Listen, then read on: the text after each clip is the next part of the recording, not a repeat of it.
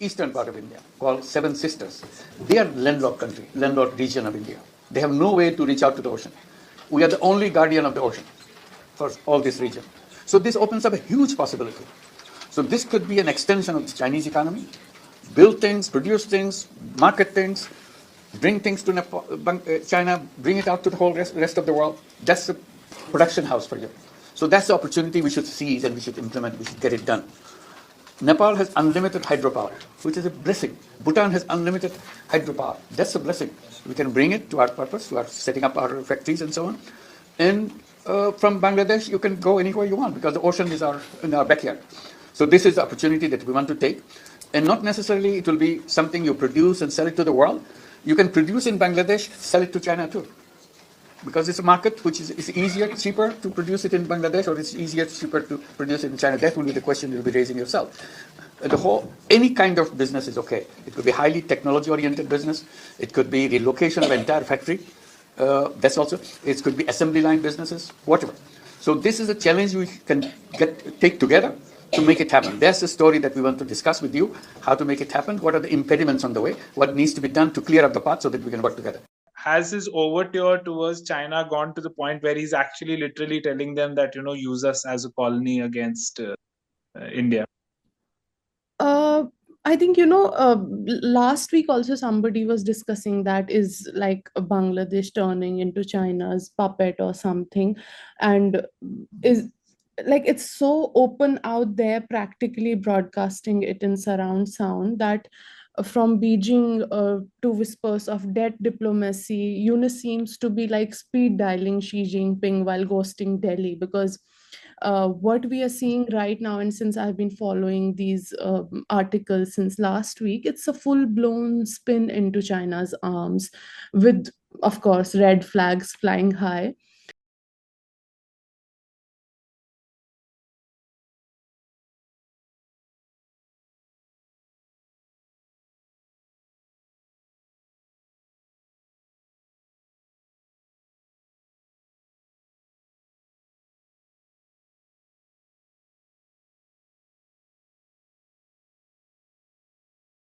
Hi, this is Khalid Beg and Amna Begum Ansari on another episode of India This Week by Amna and Khalid.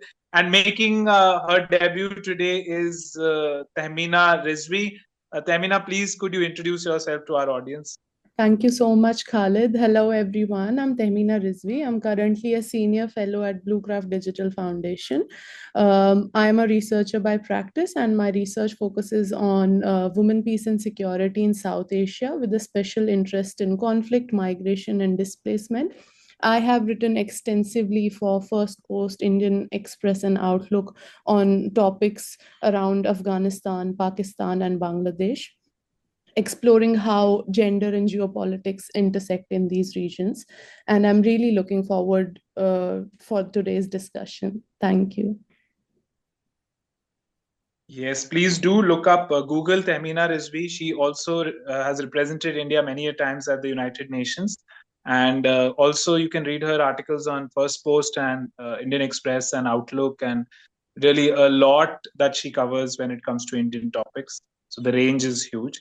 Tehmeena, like you saw this video by Muhammad Yunus when he's talking regarding India, regarding China. So the first question is that has his overture towards China gone to the point where he's actually literally telling them that, use us as a colony against India? I think, last week also somebody was discussing that is like Bangladesh turning into China's puppet or something.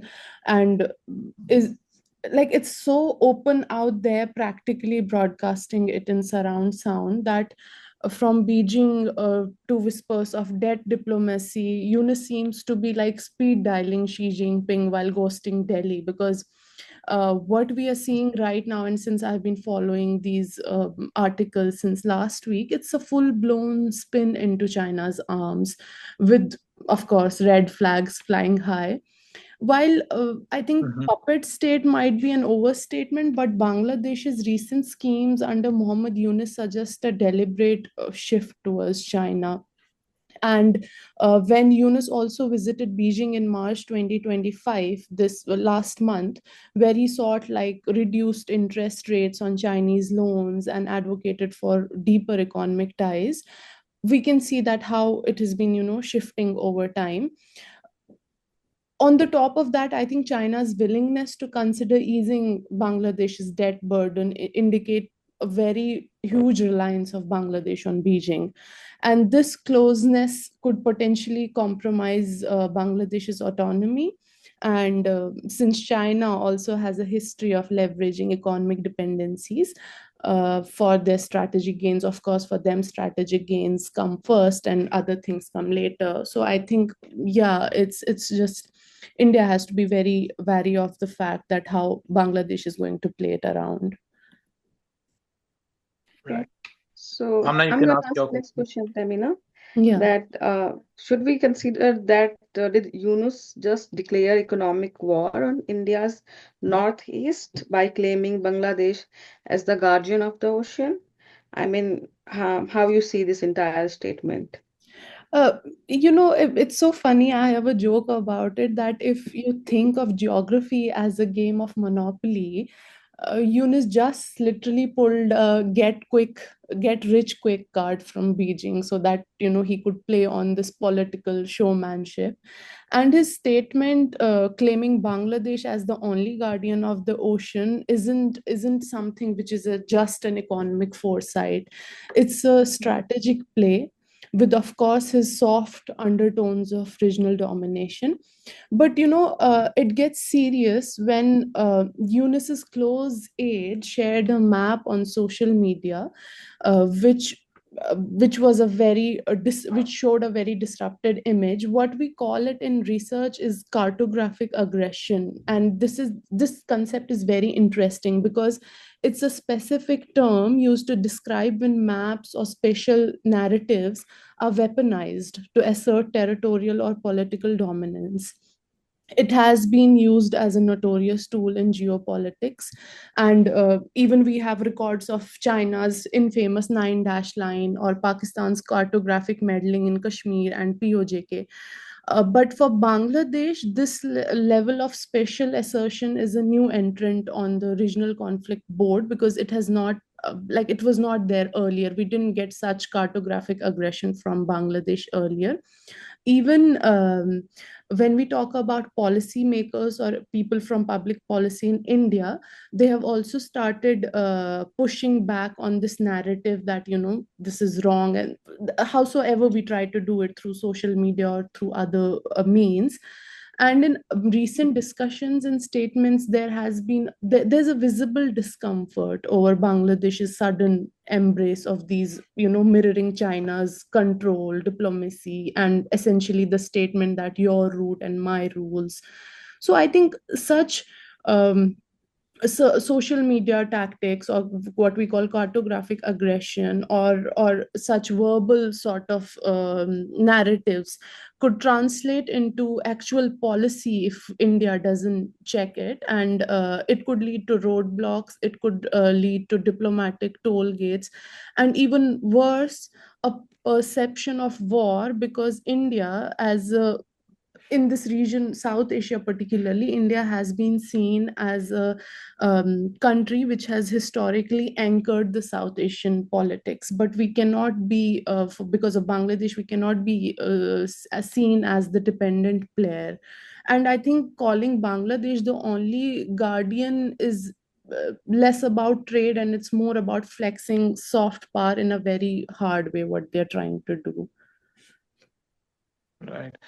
Also, Tehmeena, we've seen that banned terror groups like Hizbut Tahrir, the ban was lifted, and we've seen that Islamist groups have got only stronger, and they have a lot of say in Yunus's administration.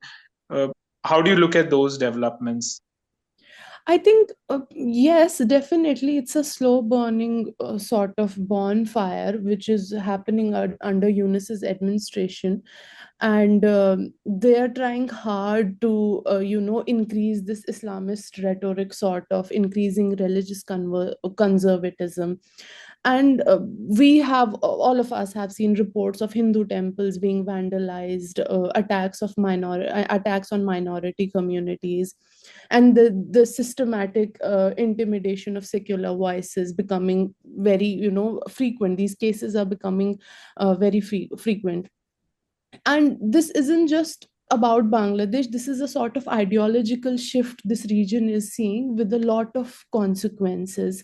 A radicalized Bangladesh is not as easy as it seems. It is a national security headache which can burst anytime.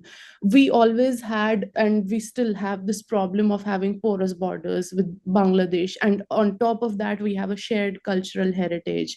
And we also have sensitive northeast geopolitics. So India cannot really, afford to watch this movie with popcorn in hand, thinking, oh, let's see what will happen out of this. We will have to be very sensitive.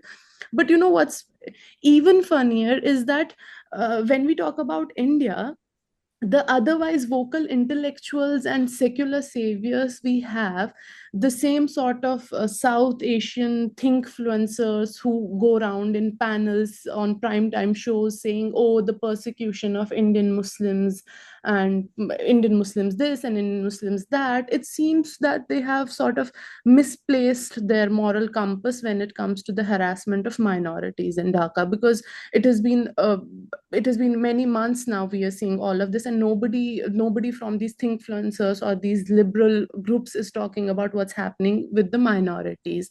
The hypocrisy is louder. I mean, they can talk about Indian Muslims and they cannot talk about the minorities next door. And Bangladesh always had a secular legacy, which is now Yunus's administration is trying to hollow it out from within.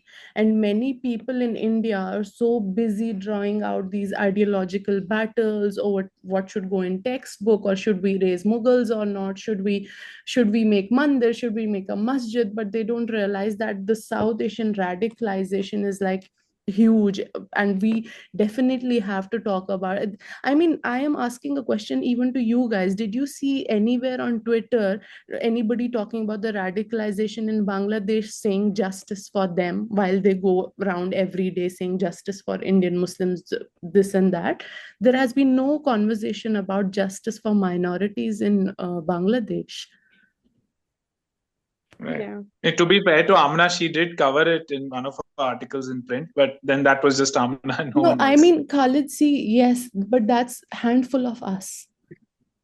I mean, we are just a set of 4 to 5 people who just keep talking about it time and again. But the larger lobby of whoever they call themselves, liberals, thinkfluencers, primetime show, since you said we talked about it, but again, we are a handful of people. So the larger masses, the larger liberal groups we have in India, I didn't see anybody doing that trending thing on X for them, justice for the minorities in Bangladesh, etc. Yeah, I mean, I agree. Even I have seen a lot of people saying that this is how democracy is run, where people run the country, the people are an authority and all those things. So Yeah. they were celebrating this entire event when it was unfolding, the Hmm. coup of Sheikh Hasina and everything. Okay, fair enough if you see that it's the people mandate, but what about the minority right and everything you cry about in India? Yeah, even So that even time there, gender as a subject was also in question, because when Sheikh Hasina's case happened and her public, like her, all of her belongings were out there in public, people using that. Where were the gender advocates talking about a female leader's personal belongings being shown on roads? Then nobody talked yeah, about that. You cannot do this as a to a woman who's a leader. ठीक है वो leader है, but you cannot put her through such public scrutiny. It's hypocrisy, mere hypocrisy. yeah, that's there, sadly. Yeah. So My next question is, Tehmeena, is that why is Muhammad Yunus erasing Sheikh Mujibur Rahman's basically in his history and Mhm. rewriting the Bangladesh independent history? So how do you see, like, what is the political motivation behind this entire um, act, Hmm. basically? I think because every new leader who comes to power tries to be sort of hero in his own rewritten epic, but f- now here's a twist. Yunus is not only trying to edit the footnotes of a research paper, he's trying to ghostwrite the whole liberation chapter. So he's trying to downplay Sheikh Mujibur Rahman and India particularly, and India's critical role in 1971. So it's outright reinvention what he's trying to do.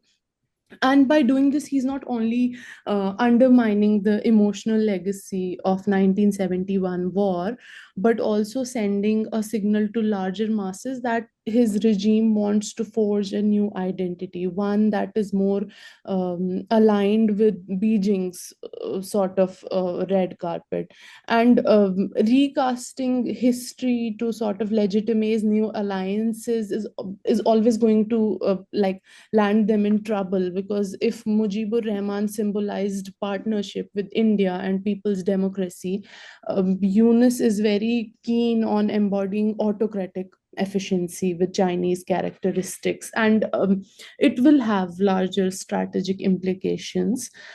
So yeah, I think not looking at what implications it have has for a like will have for a country, and only looking at to be a hero sort of in his own written epic is again, it's a political showmanship where he thinks that his authoritarian being is the ultimate motive of the Bangladesh politics.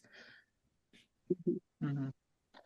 So, since you're so well versed with geopolitics, Tamina, and you cover it so much, so brilliantly in your articles, Hmm. and you've done also so much research, is India ready? Is New Delhi ready for this new geopolitical flashpoint on its eastern border? I think as of now, India is alert, of course. But we should also ask a larger question, that is the country agile? I mean, India is definitely alert, and Northeast has always been a geopolitical pressure point for our country. But Yunus has sort of added a new layer of uncertainty. And I think if Delhi doesn't, I mean, center with Delhi, I say center, doesn't boost the infrastructure and the diplomacy in equal measure, it will risk being outflanked not just by Beijing, but by brazen egos who are trying to revise the maps.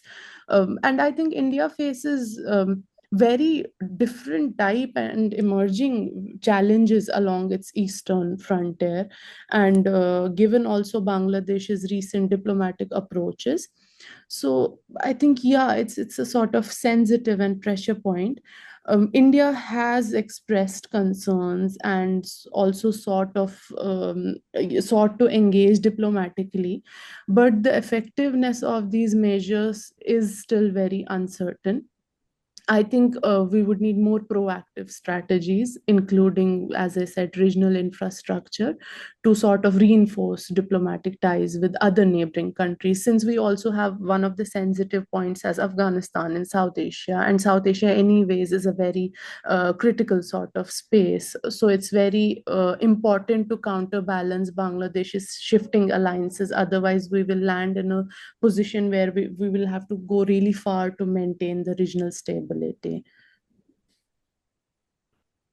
Do you think that Bangladesh has any kind of strategic leverage when it comes to the Northeast corridor, basically in this scenario, and they can hold India as a hostage?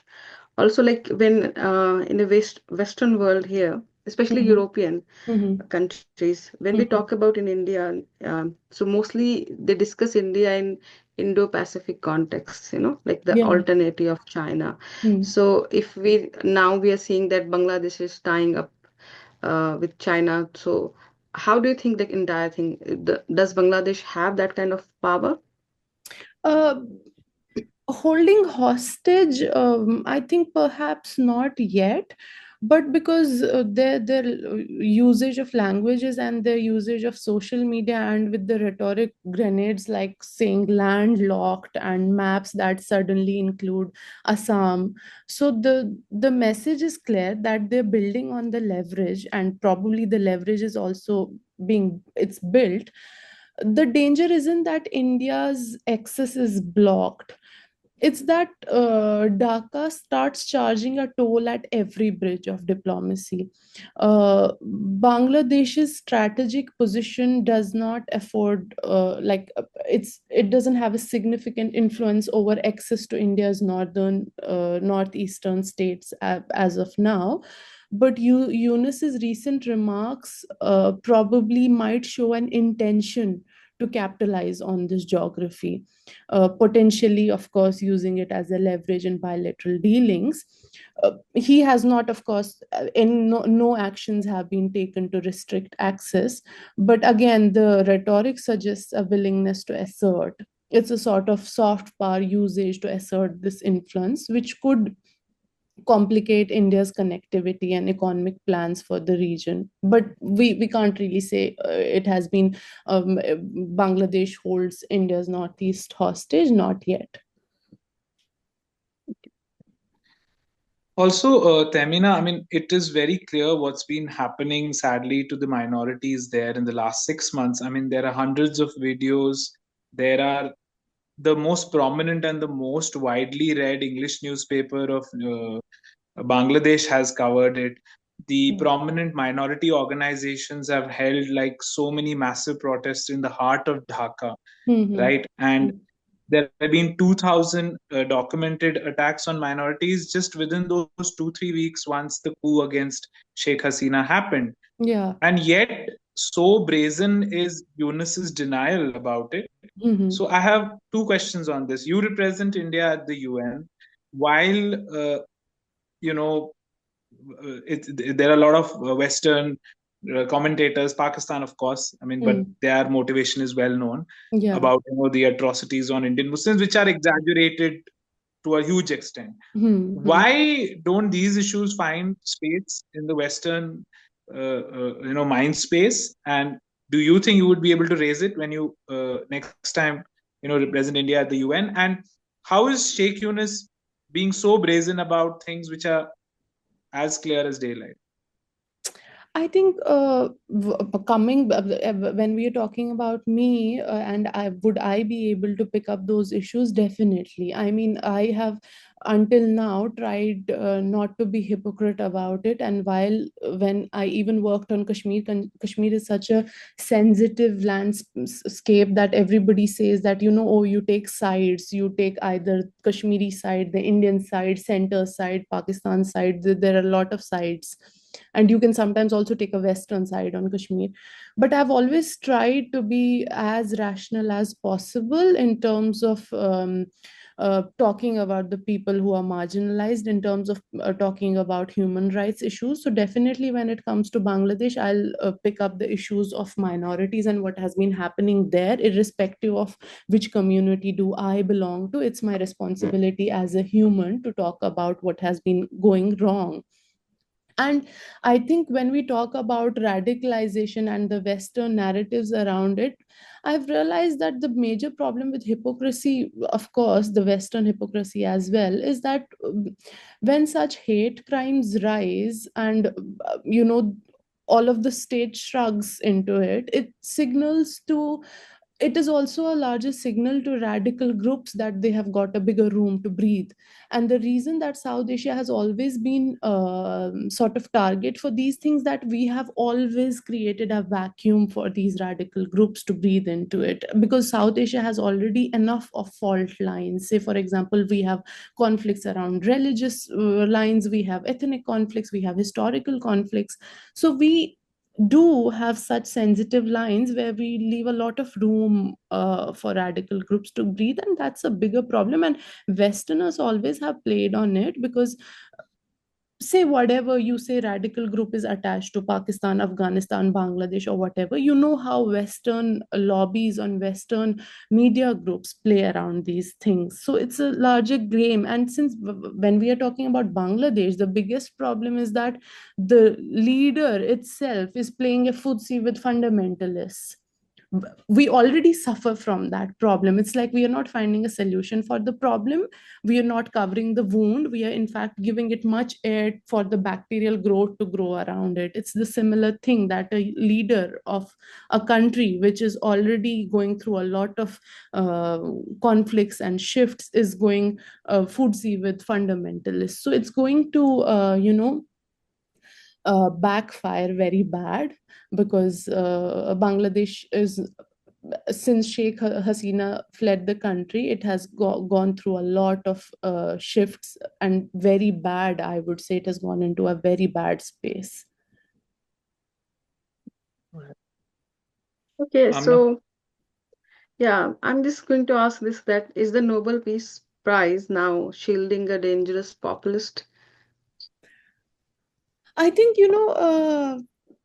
when we try to understand the system of Nobel Peace Prizes and the people who have got it over time, not questioning that all of them are wrong or the Nobel Peace Prize itself is wrong, but the Peace Prize is just a crown. It's not a character certificate. It's like saying that, oh, I am a PhD, so I'll know everything of everything. That's not right. So great reputations cannot really excuse the dangerous detours you have.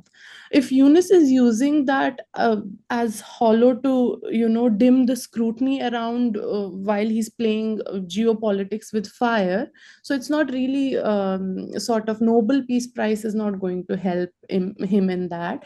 Peace prizes cannot protect those people who trade diplomacy for, again, political showmanship. And his status probably right now lends him significant international credibility in international or Western lobbies. But his recent policy decisions and geopolitical shifts under his leadership suggest otherwise. And I think it's very crucial to assess his actions independently rather than what awards he has or of his past accolades. International recognition would not definitely provide a shield against the scrutiny of policies in the longer run. Right. My last question on this, Tehmeena, and then Amna can see if she wants to. She has another question. My last question on this, Tehmeena, is that the argument which the so-called student movements, which we now know was not the students would like to believe that they bought a revolution. Yeah. I mean, they just bought a guy who was, in bed with the Islamists. So there were obviously many groups and all. One can debate who was there behind the curtain, but surely not a bunch of students who they thought. And now they themselves are just become like another, where they're just protesting every single day for something, right? Yeah. So the question is, their argument was based on that at that time the ruling party, Awami League, and to be objective, was obviously authoritarian, okay? And they also did use a heavy hand approach. But once Mr. Yunus came in, he started gunning for Awami League. I mean, hundreds of their cadres have been brutally murdered in cold blood, right? And they are being boycotted, social boycotts, and their businesses are being burned down. And whatever legal way they can go against all of them, they're going, threatening every economic, social boycott, everything. So it just felt like Yunus just wanted power, and then he used these fancy words of ushering in democracy. But he seems even more brutal than Awami League, and the way entire Awami League is just getting wiped out. So it's sort of a civil war as well. I mean, there.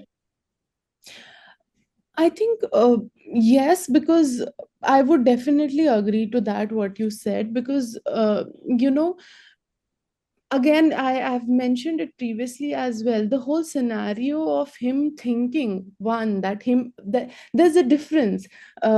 you being a leader who has brought some changes on ground, and then you assuming that you are somebody who's very powerful or is authoritative or is sort of a firebrand politics, something like that. And there's a difference on it making a change on the ground. So yes, civil war, I mean, I would agree, but I have very less comments on that, because again, then if we go on the civil war wala debate, it will lot of people on our side in India would tell us, oh, then why don't you talk about the situation at hand in India? So civil war, I think I might not like to comment on that. Okay. All Yeah. right. But surely Yeah. he's not bringing in democracy, because he's just wiping out No, Awami League. So there is no no. freedom of thought to be an Awami League supporter there Definitely today. not democracy, because he is, as we blame others, he is as authoritarian as anything. Right. And he wears the mask of this peace prize, so makes him even more dangerous. Yeah. So that's the thing. That's what I said. That peace prize is not a sort of character certificate. He does wear that as a mask, but he is very authoritative, and also joining hands with China says a lot about him. It says a lot about him as a leader. It says a lot about him thinking of diplomacy and however he's supposed to play it around. He's playing with fire in South Asia. Yeah, I just want to go into, like, I don't know, it's a, you can say, conspiracy as well. Like, a lot of people were talking that how America has a hand behind the entire thing, like Yeah. US deep state had a hand behind this.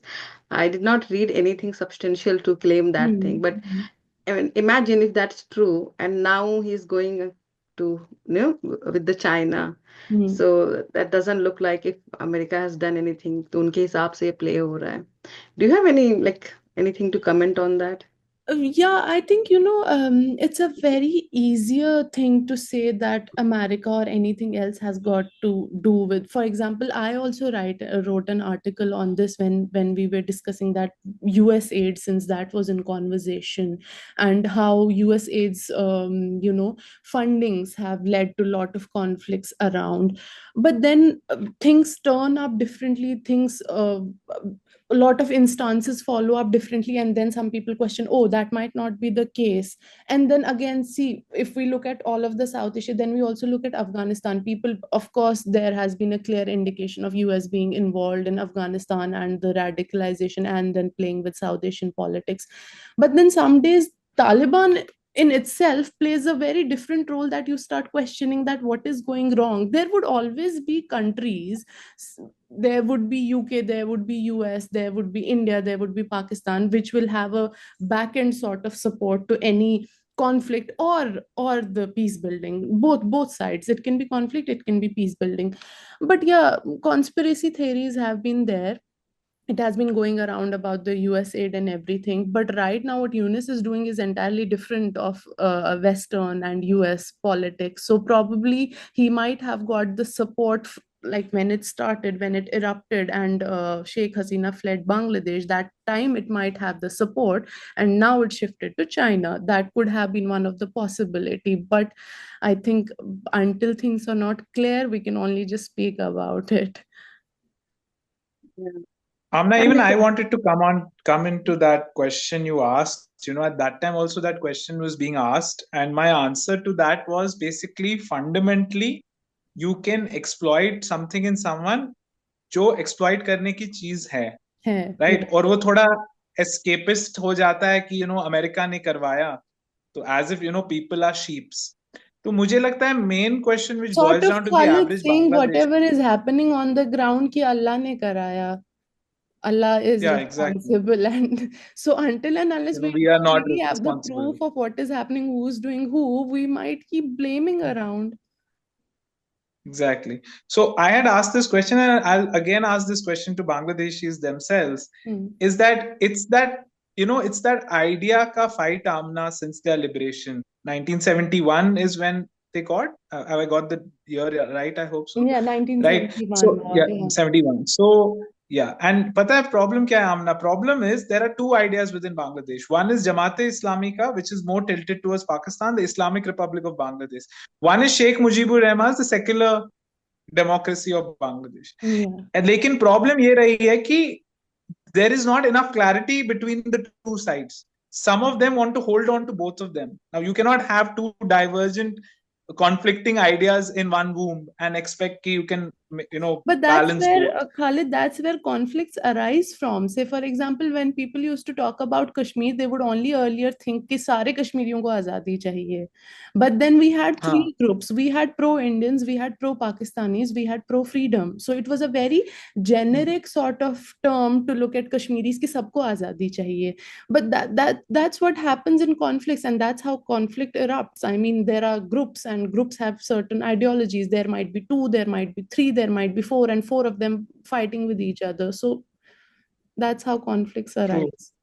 So I think, so this time also that fight, just that Yunus has, come up with that face as if he's this secular guy, which he's not. That Yeah. it's that problem within Bangladesh which they have to sort. That they cannot be like we are both Sheikh Mujibur and Jamaat. Yeah, we are both two cannot be nations theory both. of Pakistan, or we are. You can either be secular or you can be communal. You can't be communal secular. You can't be secular communal. Yeah, Or yeah. whatever it That's is. funny. So it's this battle fighting out right now. Yeah. Let's be more like Pakistan. And also the question they want to ask themselves, with their communal fabric, do they want to be more like India or more like Pakistan? But right now, sadly, it seems they want to be more like Pakistan. Right? They've also started the naval trade with them after like decades, I think, for the first time, right? Mm-hmm. And also, I think chief of one of the top chiefs, whether it was ISI, met the chiefs of in Bangladesh, and so that's how close they're getting.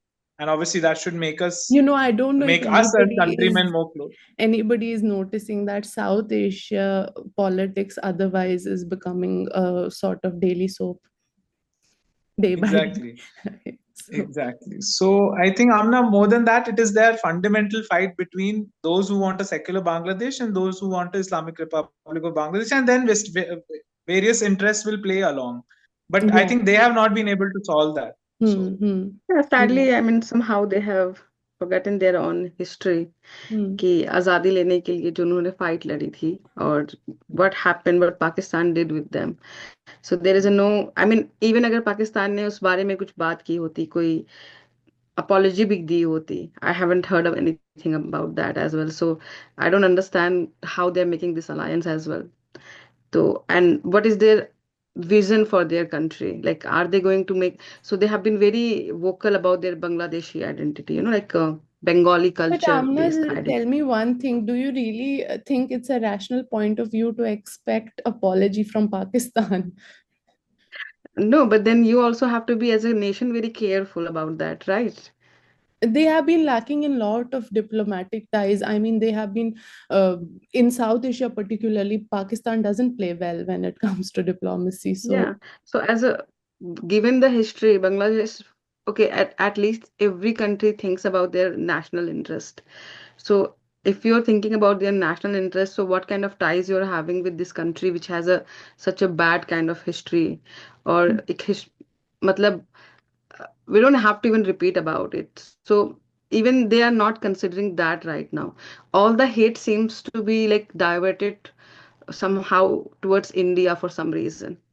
yeah, It just make I no think sense in that sense. I think one reason being, which I might be wrong, but one of the reasons I could comprehend is India's position as an emerging leader in South Asia makes others slightly insecure about the fact that they might take the center stage. So I think that could be one of the possibilities. Yeah. And also Amna, right now they are being driven by Mazhabi Jununi sentiment. yeah, I mean when they see That's what India they want for the country. yeah, and then they see India just the prism of like Hindu majority country, and then it just कोई Yeah, rationality बचती नहीं है उसके बाद the when that reaction to happens. So that, yes, the reaction to that. yeah, and that's like a very sad thing to do. Like you have your national history. You have fought for your identity based on Bengali का जो एक identity था कि Identity. हाँ, it's Yes. not about Hindu Muslim, we are Bengali, Mm. and then now you're losing even that. So है क्या vision क्या है? Like we also talk about that we have an Indian identity. You can be any religion or Religion. anything, but you have this Indian identity. Like Pakistan is already struggling with their identity crisis. Someday they become Turk, someday they become Saudi Arabia, कुछ उनका अलग ही heritage. They don't Yeah. want to accept their कि कहाँ से उनकी heritage है. तो I think I don't know I think Bangladesh क्या उनकी सोच रहा है क्या. heritage वहीं से आती है जहाँ से funding आ रही है. The heritage Yeah. is gone according to the funding. Yes. No, that's a very valid point. Yeah. So yeah. So yeah, I think I would like that we can tell everyone in our neighborhood that सावधान रहिए, सतर्क रहिए. Yes. And like as so मेरा ये है कि I'm not from Kashmir also. I'm from UP के एक background. So and then I lived in a different part of India because my father was in Indian Navy. So I have always grown up as a minority. ठीक है. Yeah. So minority होते हुए आपकी कुछ reality होती है. And you feel very blessed that okay, you have this equal right as a citizen and everything. So I feel so much for the minority in any country.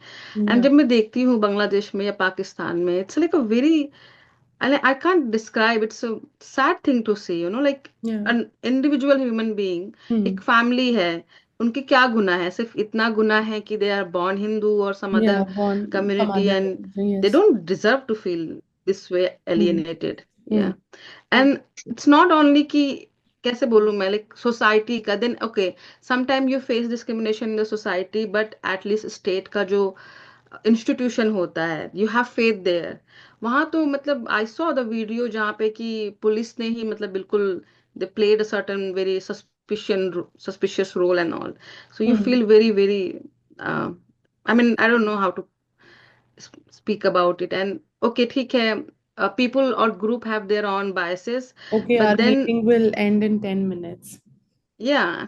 Okay, but then जो liberal society, and I do want to be part of a liberal world order, to be very fair. I'm very vocal about it because I do not want to live in an authoritarian regime or dictatorship. I don't have such a dream. Even monarchy is not my dream.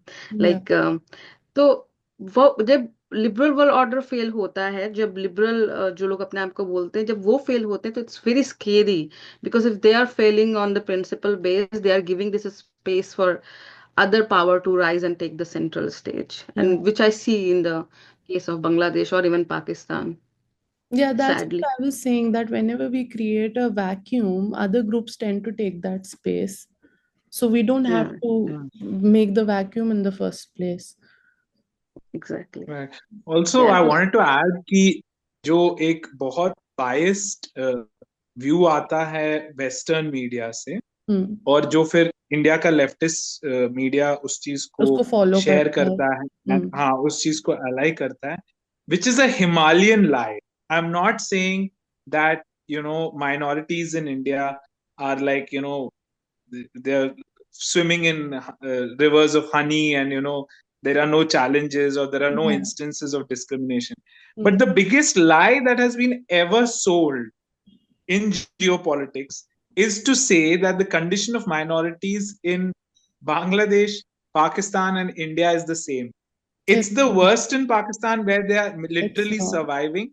It's really bad in Bangladesh, and it's got worse under Yunus. At least Sheikh Hasina would clamp down on those elements who would threaten the minorities there. But it has no, I mean, Indian minorities can nowhere live in survival or live in such horrible conditions. You can talk about them separately. You can talk about their issues separately. You can talk about challenges. You can talk about fears. But please, for God's sake, stop this Goebbels lie that Indian minorities की situation उतनी ही खराब है या हो रही है या होने वाली है. It's a big lie. Either you're very driven to, run a narrative, or if you are a rational human being, you cannot ever compare what is happening in Balochistan, Pakistan, and then Afghanistan or Bangladesh, and you'd say that similar condition is for minorities in India. For heaven's sake, no, that's not true. I mean, I am a Shia Muslim. If I was in Pakistan, I would have been bombed just because I was a Shia Muslim.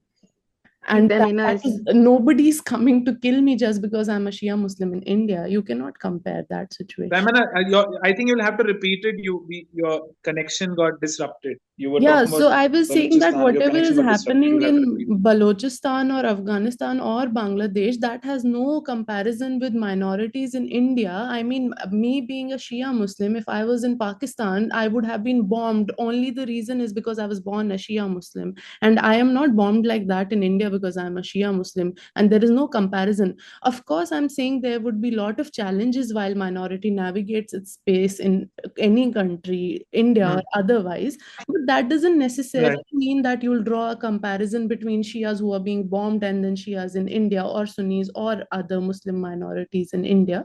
There's no comparison. And that's what I'm saying. Either you have to be driven by a narrative, or else if you're looking at the situation as a rational human being, then you will understand that there's no comparison between these two situations.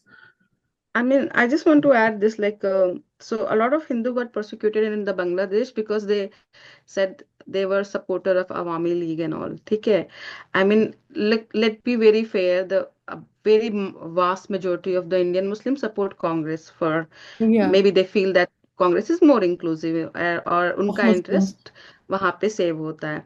Have you ever heard that just because a Muslim is supporting a Congress, they're going to get persecuted for that or attacked? Like, what comparison we are making, right? Absolutely. So there's no comparison about that, and I agree. But however, I also have started saying that, so the normal people here, I talk to them, they do not have much information about South Asia, and they see some way that they see people.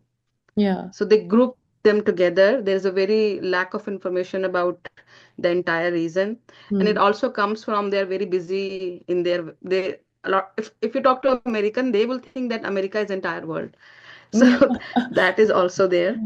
And and the sources are like, okay, so the Guardian cover, BBC covers the South जो ये reason है, और जो यहाँ की centrist और like centre to right newspaper है, उसमें थोड़ा लाइक टेलीग्राफ थोड़ा बहुत कवर करेगा, but they don't even cover उधर का जो रीजन है somehow.